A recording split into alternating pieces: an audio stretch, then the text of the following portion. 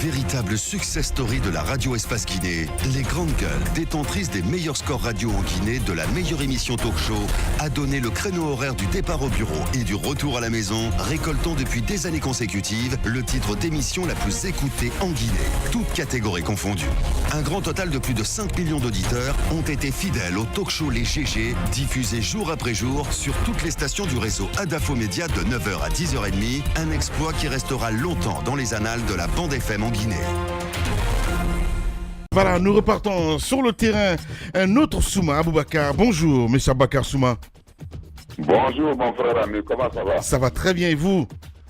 Alhamdulillah. Voilà. Bienvenue. Allez, Tamba, on s'écoute. Voilà, je rappelle que lors des élections locales dernières, il faut le rappeler, il y a le président de PGDE. Absolument, voilà. Vous avez été candidat en collaboration, en alliance avec le RPG Arc-en-Ciel pour la mairie de Dixine. Et dernièrement, cette communication de la CENI qui appelle justement à ouvrir une sorte de pourparlers avec les partis politiques d'opposition qui n'ont eu de cesse de revendiquer des voix qui leur auraient été volées. Vous ne l'avalez pas, pardon, M. Aboubakar Souma. Quelles en sont les raisons?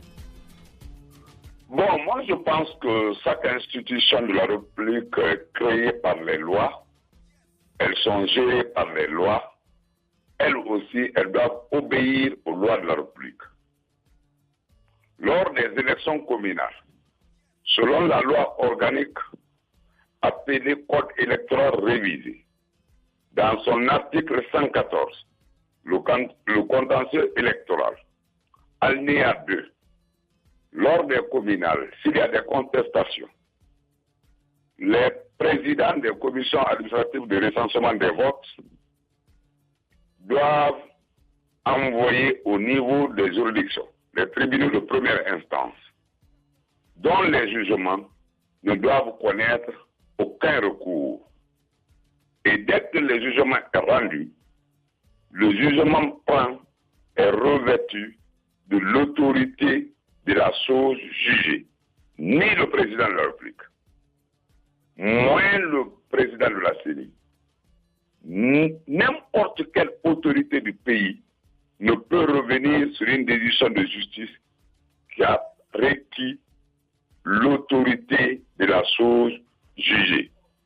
Moi, je pense qu'il faut que nous, Guinéens, nous soyons suffisamment responsables. Ceux qui prétendent diriger ce pays un jour, s'ils se mettent aujourd'hui à remettre en cause les lois de la République, à remettre en cause les institutions de la République, lorsqu'ils seront là, comment voulez-vous qu'ils gèrent dans le respect des règles de la démocratie, dans le respect des Guinéens, de la République? C'est la question fondamentale que tout Guinéen averti doit se poser aujourd'hui. Moi, je pense que ce communiqué de la CENI n'a aucun... Monsieur Souma, on comprend bien, vous parlez d'autorité de la chose jugée. Ce sont de belles formules de droit, on doit le reconnaître. Mais vous avez suivi l'actualité. Il y a même un ministre de la République qui l'a clairement dit. Il ne peut pas faire confiance à la justice. Il y a bien d'autres cas qui soutiennent cette position-là.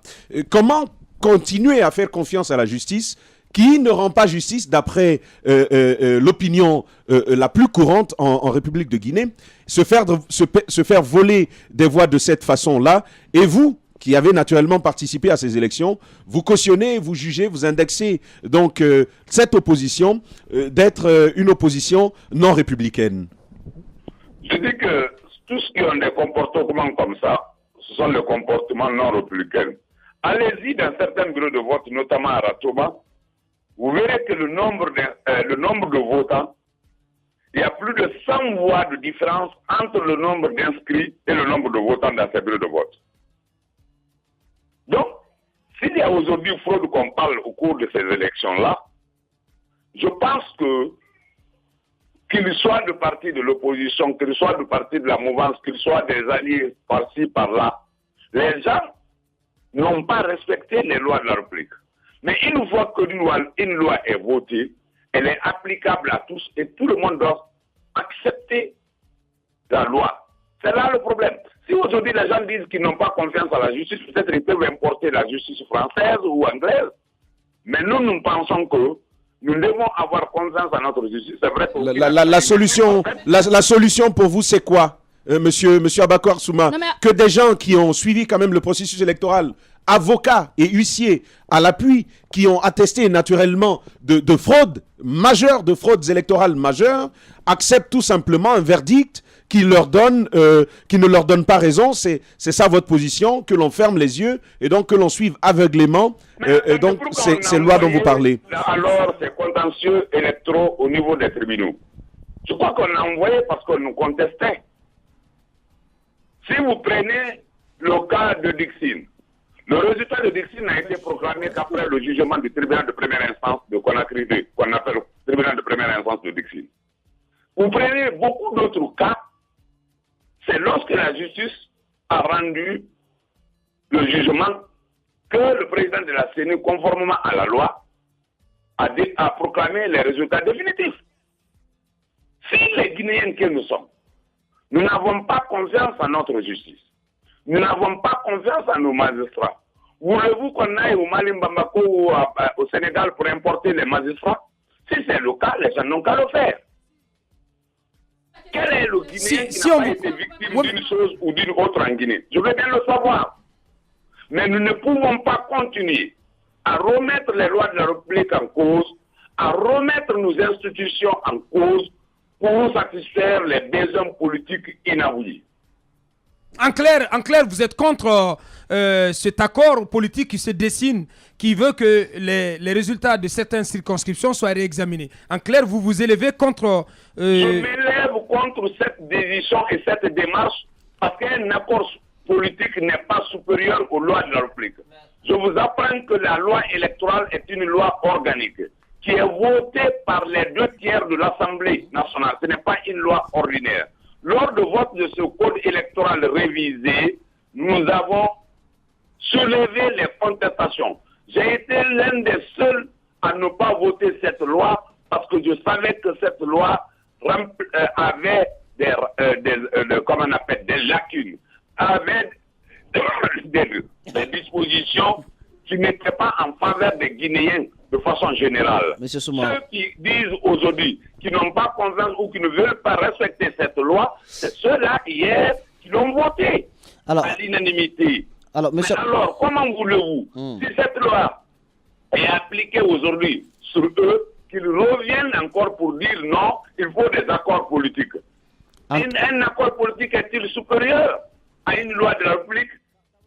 Une loi organique encore plus? Moi, je pense que nous devons nous ressaisir.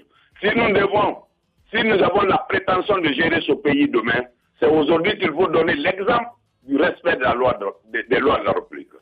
Moi, je pense que ni la CENI, ni le président de la République, moins un citoyen ordinaire n'a la compétence, la capacité, ni le droit de revenir sur une décision de justice qui est revêtue de l'autorité de la chose jugée. Abakar Souma, dites-moi en toute honnêteté, vous, durant ce processus, vous n'avez pas été victime quelque part de fraude?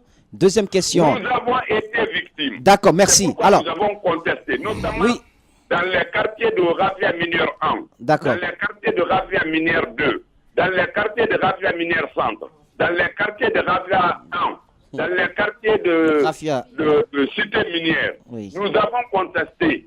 Et lorsque nous avons été victimes même des agressions physiques, nous avons contesté et nous avons porté plainte devant la justice. Alors, est-ce que vous donnez... Cette justice a rendu son jugement, nous sommes obligés de nous plier et de respecter les décisions judiciaires. Alors, est-ce que au-delà de respecter les décisions judiciaires, est-ce que vous pensez qu'on peut donner carte blanche aux magistrats qui ont travaillé au niveau des CACV? Vous pensez qu'on ne peut leur reprocher d'absolument rien du tout? Ils ont travaillé en toute honnêteté et de façon assez transparente. Et la deuxième chose que j'aimerais vous faire remarquer en Guinée, vous le savez aussi bien que moi, sur l'autel du politiquement correct, on a plusieurs fois sacrifié la loi guinéenne. Et je pense que ce ne serait pas une première sur ce qui a été annoncé, ce fait, concernant donc le réexamen de ces PV des bureaux de vote. Je voudrais vous dire, mon frère, je ne dis pas que la justice guinéenne est parfaite. Comme toute autre œuvre humaine. Je conteste cela, mais je n'ai pas la capacité de défendre ou de renier absolument ou totalement notre institution judiciaire. C'est le temps qui nous permettra de parfaire toutes nos institutions. Cette démocratie que nous parlons tant aujourd'hui, nous venons de la commencer. D'autres l'ont commencé il y a 3-4 siècles. On ne peut pas aujourd'hui, en quelques ans, parfaire toutes les institutions démocratiques. Ce n'est pas possible. Prenez la France, prenez l'Angleterre, prenez les États-Unis. Jusqu'ici, il y a des lacunes. En définitive, aujourd'hui, nous qui avons commencé vers les années 90, que nous pouvons faire des œuvres aujourd'hui parfaites. En définitive, M. Aboubakar Souma, que répondez-vous donc à l'opposition républicaine qui entend continuer à exercer de la pression sur le pouvoir à travers une série de manifestations? Cela a déjà commencé avant-hier lundi, et il y a eu même un mort en marge de cette journée ville morte. Que répondez-vous donc à cette opposition qui entend de cette façon mettre de la pression et pousser le pouvoir à ce genre de réexamen qui est tout à fait inédit dans l'histoire politique, peut-être même du monde entier? Mon frère, ce que j'ai à dire, lorsqu'on demande une ville morte, ceux qui la demandent doivent savoir qu'il y a d'autres personnes qui ne veulent pas tuer la ville. Donc, ils doivent laisser ces Guinéens-là qui ont ce droit aussi de circuler, de vaguer à leurs affaires. Mais si vous demandez la ville morte, au même moment vous préparez les loupards à barrer les routes, à brûler les pneus sur nos routes, à violenter les personnes qui passent, à s'attaquer aux biens et aux personnes, ce n'est plus une ville morte. Je pense que l'État doit prendre entièrement sa responsabilité. Un parti politique est une association qui est créée par un arrêté ministériel. Et dans les partis politiques, selon la charte des partis politiques, tous les partis politiques doivent œuvrer à l'éducation civique de leurs militants. Si ces partis politiques deviennent violents, il revient au ministère de l'administration du territoire de tirer toutes les conclusions ou toutes les conséquences du comportement d'un parti politique qui voudrait prendre le pays ou une partie du pays en otage. Monsieur Aboubakar Souma, il faut le rappeler, un président de PGDE et candidat sous la bannière de RPG Arc-en-Ciel. Merci beaucoup en tout cas, monsieur le président, d'avoir accepté notre invitation ce matin. Allez Titi, on a terminé. Peut-être Pense-Bête. Oui, Pense-Bête, il y a plusieurs dossiers donc, sur lesquels on travaille, notamment un dossier concernant un Ghanéen qui a fait des prestations pour le pays et qui donc réclame plus de $1 million à l'État guinéen. Plusieurs noms de hauts responsables sont cités. Le gouverneur de la Banque centrale qui donc devrait rendre l'argent à ce monsieur et à ses ayants droit, de l'argent qui avait été débloqué par l'ancienne BIAG qui a fait faillite à l'époque certainement. Ceux qui sont plus jeunes dans ce studio n'ont pas connu la BIAG, mais cette BIAG avait fait faillite et avait donc dans la liquidation, tous les passifs et actifs avaient été reversés chez la Banque centrale et finalement, il revient donc à la Banque centrale de payer cet argent. Donc Mohamed Mara est en train de travailler sur ce dossier, donc plus de détails vendredi. Voilà, allez-y madame. Et cette bonne nouvelle par rapport à la sextape, hier je vous ai appelé le matin Lamine pour en parler dans cette émission, la fille qui a été arrêtée pour cette vidéo qui s'est retrouvée malheureusement sur les réseaux sociaux. La bonne nouvelle c'est que finalement, parce que vous savez elle avait été arrêtée, incarcérée et alors que normalement c'est elle la victime parce que c'est pas elle qui a mis cette vidéo en ligne. Elle a été relaxée donc hier du côté de l'Abbé après avoir été jugée de façon restreinte, je veux dire. Elle a été relaxée pour délit non constitué, mais des dégâts avaient déjà été commis parce que sa famille a été délogée de là où elle habitait et en même temps sa pauvre mère a été contrainte, sous la pression, parce que les gens commençaient déjà à s'attaquer à cette famille. En même temps, mais le conseil que je voudrais donner, il ne faudrait pas qu'on s'en prenne à une famille pour des actes comme ça, parce que c'est une fille qui est quand même majeure qui a fait cette vidéo, et même si ce n'est pas elle qui a mis la vidéo en ligne, il y a cette pression sociale qui est là, parce qu'il y a des gens qui voulaient mettre la pression sur la justice pour que cette fille puisse être condamnée, alors que le rôle de la justice, c'est de faire des recherches, de savoir qui réellement a mis cette vidéo en ligne. Ce serait cette personne qui aurait porté atteinte à la pudeur, cette personne qui devrait être jugée et condamnée. Allez-y. C'est quand même terrible de se réjouir de la vieillesse. Aboubacar, c'est le seul vieux que je vois se réjouir d'être vieux. Des noms Biag, Biog, c'est de la vieillerie. Et donc plein de vie, plus jeune, c'est la beauté de la vie. Moi, je veux simplement... Donc, droit d'aînesse, mais je te coupe. C'est simple. Ah bah, c'est un autre vieux qui me fait la dictature du micro ce matin. Bah, finalement, moi, j'ai quand même envie de dire ce bus calciné au beau milieu de l'autoroute, là-bas à Matoto, en arrivant au rond-point, ça a quoi à y faire encore? Ça bloque la circulation, c'est terrible. Et pendant ce temps, à 0h, vous circulez sur l'axe Amdalaï-Bambeto, bah, il faut faire très attention, parce que moi, j'ai failli y passer hier. J'étais dans mon véhicule, je suis rentré à la maison, j'étais autour de 0h. Ben, des jeunes s'en sont pris à mon véhicule, ils ont jeté des pierres.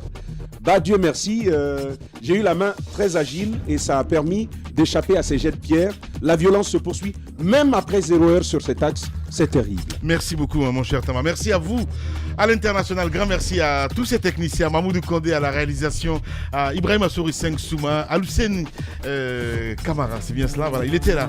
Mohamed Dabi a réalisé l'émission. Demain, on se retrouve pour notre numéro. Prenez soin de vous. Au revoir.